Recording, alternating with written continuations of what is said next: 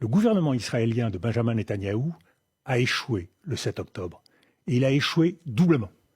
Dans la capacité à assurer la protection du peuple israélien, en laissant faire des massacres qui sont une abomination. Et il porte une responsabilité directe dans ce qui s'est passé.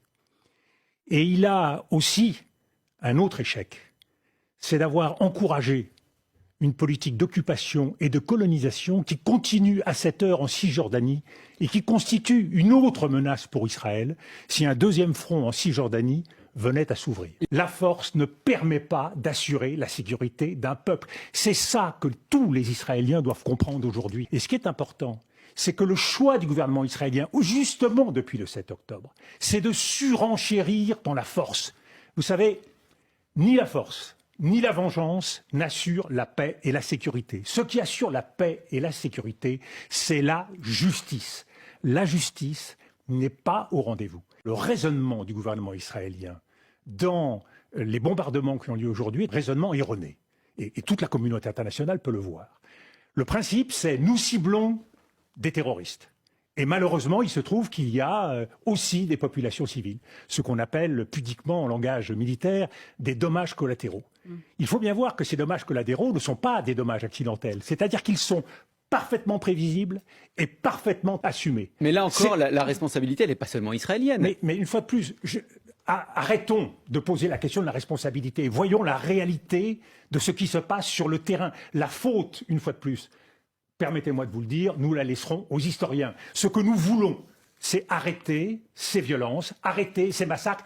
Israël se met en danger encore plus aujourd'hui avec ce type de guerre et ce type de frappe. Nous sommes essentiellement aujourd'hui, de la part du gouvernement Netanyahou, dans une politique de vengeance.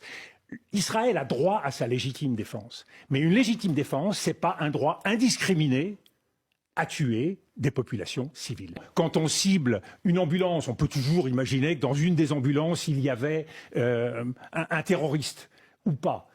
Mais le résultat, c'est qu'il y a des enfants, des femmes qui meurent. Chaque enfant, chaque femme tuée, ce sont plus de terroristes. Donc l'objectif d'Israël, ce qu'il atteint, c'est exactement l'inverse de ce qu'il souhaite. Donc il est essentiel aujourd'hui de changer cette logique et de revenir à une stratégie qui soit fondée. Les otages, tout doit être fait pour obtenir leur libération. Mais ne l'oublions pas, le peuple palestinien est lui aussi pris en otage par le Hamas et par Israël. Et le Hamas, nous le savons tous, n'a que peu à faire du peuple palestinien. Donc dire au Hamas, on ne libérera pas, on ne lèvera pas le siège, on n'aura pas de trêve humanitaire tant que les otages ne seront pas libérés, c'est un dialogue de sourds. Benjamin Netanyahou mène une guerre pour tout faire pour que la solution politique ne vienne pas sur la table. Et c'est là où la communauté internationale, l'Europe, les États-Unis doivent dire à Benjamin Netanyahou que cette guerre n'est pas acceptable. Elle n'est pas acceptable car elle nous conduit tout de suite, parce qu'on voit bien, du Hamas, on va passer à l'Iran. De l'Iran, on passera à d'autres cibles. Et nous rentrons alors dans la logique de guerre des civilisations.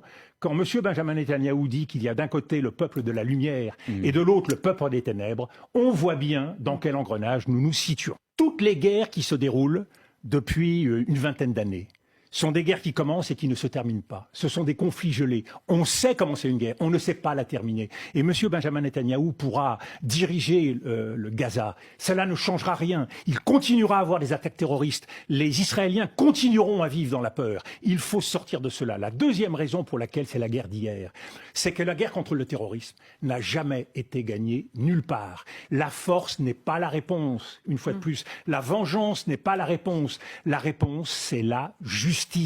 Et ça, tous les peuples du monde, tous ceux qui aujourd'hui regardent ce qui se passe, en appellent à la justice. Qu'aujourd'hui, la direction qu'il faut suivre, c'est d'empêcher Benjamin Netanyahou de continuer sa logique suicidaire qui fera d'Israël un État assiégé. Ils peuvent assiéger Gaza. Ils seront assiégés. Et il ne faut pas croire que demain, on reprendra avec l'Arabie saoudite, avec les États arabes, une petite parole tranquille qui normalisera la situation. Non. Les blessures de l'histoire se réveillent. L'intérêt d'Israël, c'est d'avoir un État responsable à ses côtés. Et cet État responsable, il faut arrêter de couper les cheveux en quatre. Il doit clairement être la Cisjordanie, toute la Cisjordanie. Il doit être Gaza, avec un accès entre les deux territoires, et Jérusalem-Est. Le problème, et c'est tout le sens de la surenchère de Benjamin Netanyahou, c'est que Benjamin Netanyahou n'en veut pas. Et la politique de séparation, elle doit être digne, c'est-à-dire qu'elle doit conférer aux Palestiniens un État où ils pourront vivre, un État viable, un État véritable qui pourra se construire et qui sera d'autant plus en paix. Ça veut dire que les colonies en Cisjordanie doivent être retirées? Eh bien, quand nous avons quitté l'Algérie, il y a 1 million de Français qui sont partis d'Algérie. Aujourd'hui, il y a 500 000 Israéliens qui colonisent la Cisjordanie et il y en a 200 000 qui sont à Jérusalem. Ils doivent quitter la Cisjordanie. Eh oui. Et oui, c'est l'histoire, c'est la responsabilité, c'est le prix, je vous le dis solennellement, c'est le prix de la sécurité pour Israël.